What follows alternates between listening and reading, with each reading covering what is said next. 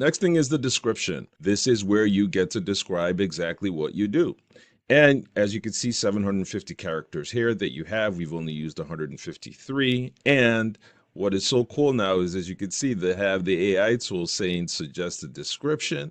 So if I click that, let's see what the AI tool does. So in my trying to make edits, even the AI tool is helping me out. So look at that. That's pretty cool. I like that, actually. So I'm going to use that. It says BizCrown Media is a Chicago area digital marketing agency that propels businesses forward with strategic online marketing campaigns. They specialize in search engine optimization, social media marketing to enhance brand awareness and online visibility. Certainly better than that. So I could just click use. So the good thing to know is, as you're making your edits, you have the AI tool there to help you. And so since I'm making this change here, I'm going to save it. And what's really cool is it has added more characters here for me.